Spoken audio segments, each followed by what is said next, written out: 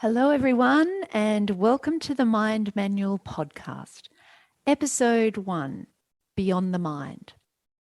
Hi, guys, and welcome to the first episode of the Mind Manual. This podcast will focus on the constructs and workings of the mind and how we can navigate our lives using this amazing tool. And as with any tool, we can use it for ourselves or against ourselves. What a shame we were never handed the instructional manual for it. It's powerful enough to make us or break us, and yet we continue to operate it oblivious to the way this whole operating system works. These weekly episodes are an attempt to bring you some insights and perspectives on how we can use the mind and put it to work in a way that will serve you and create the results that you want in your life.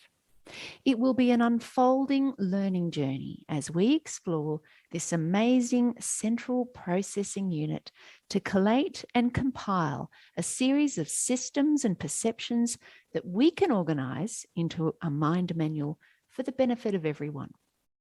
Ironically enough, this first session is going to delve beyond the mind to provide some context and perspective in viewing our mind as merely an instrument or mechanism from which to process the physiological aspects of our body through to the perception of our sensory signals.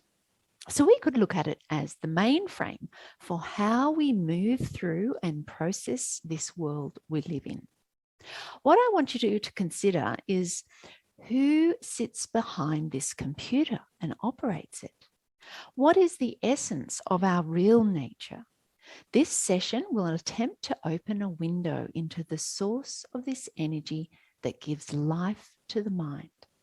It's the ability to observe our own thoughts and delve into the workings of the mind that creates a subject-object relationship. Wikipedia philosophically defines a subject as an entity that has a relationship with another entity that exists outside itself, called the object. So a subject is an observer and an object is the thing being observed.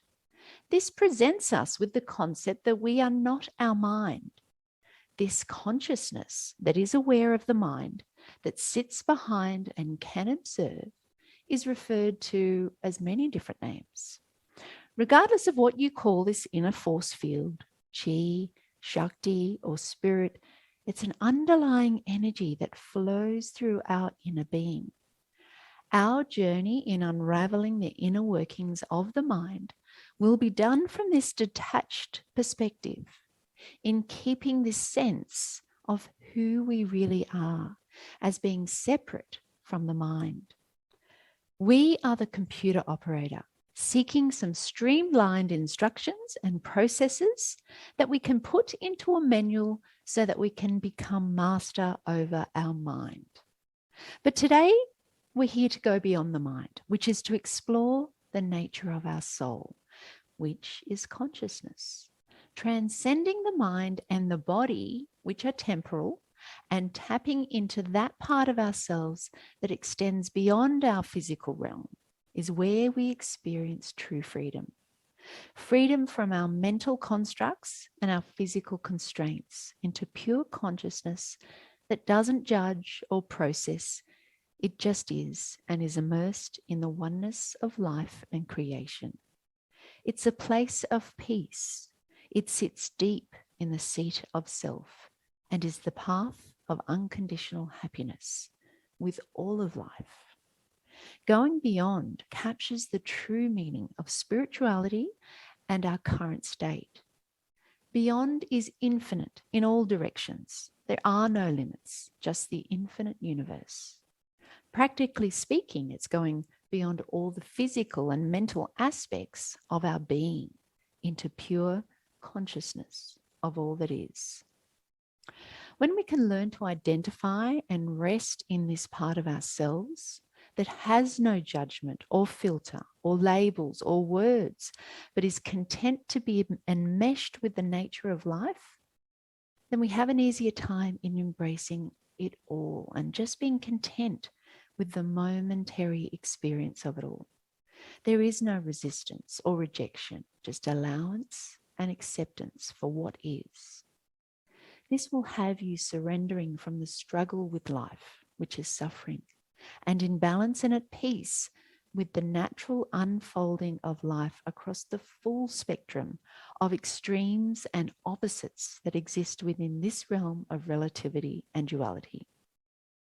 Knowing how to open up to all of it, the good and bad, the light and dark, the ups and downs, the hot and cold, even the rich and poor, will have you joyfully living in the fullness of life and all the variety it has to offer. When we can expand ourselves to take all of it in without thought and judgment and see that nothing has gone wrong through the eyes of unconditional love, we become at peace with what is. This is the space of pure consciousness that is available to us now. Anything we try and overlay on top of that will bring disturbance to us.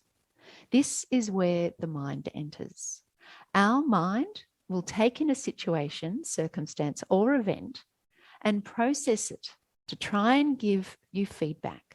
It wants to get some sense of structure and certainty in order to provide some predictability and keep you safe. This is the primal nature of our mind, equipped with the survival instincts to ensure our species continues. In order to succeed and evolve, we must adapt to our environment. And so it has this job of placing limits on our environment, of what's acceptable and what's not, and what will keep us safe. The unknown is unpredictable, and so it likes to deal with known quantities or constructs. Its job is to avoid pain, conserve energy, and move us towards pleasure in the hope of keeping you safe and building a reserve in your quest to seek that next best thing in moving you through life to the next evolution. And so this primitive part of our mind is primarily concerned with all the processes around survival.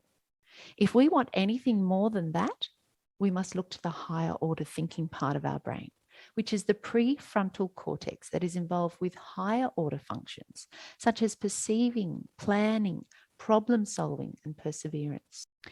But what happens is that often we will experience a disconnect between the two, and we forget that they will also have competing interests. So often we don't give that primal part the context it needs to provide a surety that we aren't physically in danger. And so we keep experiencing a state of panic from this high alert function. During these times, it's helpful to acknowledge that part of our brain that is just doing its job.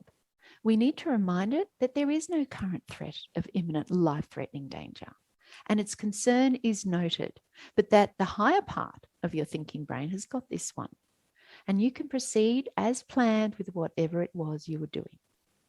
When you consider our evolutionary beginnings, this fear or panic could take the form of exclusion from the pack, for example, in not being accepted by the social hierarchy, only to be cast aside from the group and left to die, falling prey to the predators who are watching out for the weak on the fringes of the herd.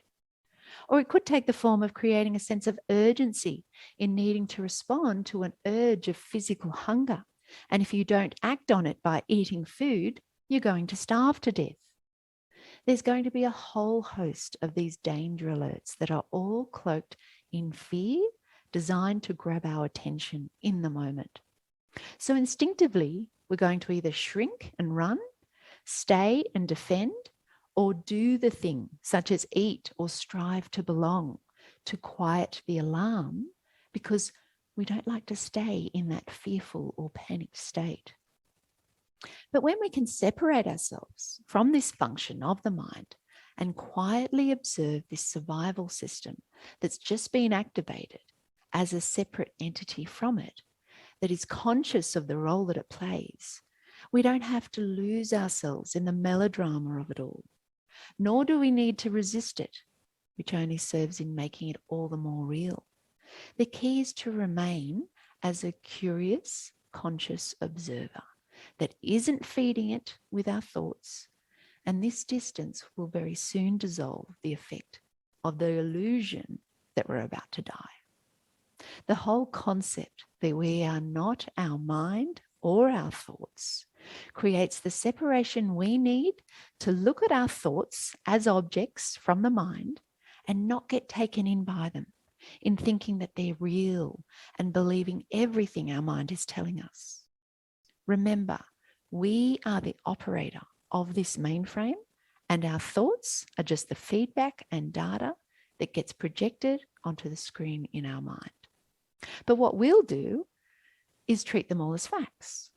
Our senses are letting us know we have search results, and they feel so real because we experience them as physical effect or a sensation in the body. But our higher consciousness knows differently. Staying present to this awareness is key in moving through life without getting caught up in the drama of everything our mind will throw at us. It's a very powerful processing unit, and it's going to spit out up to 60,000 thoughts a day. We wonder why we get lost. When we forget and go unconscious, we become a slave to our mind and thoughts. And we don't see the difference between that and who we really are. We collapse ourselves into our mind and go on believing everything it tells us. The process of unraveling this and becoming more and more aware to the workings of our mind and who we really are is the journey of this podcast. So thanks for listening, and tune in next week for another episode of The Mind Manual.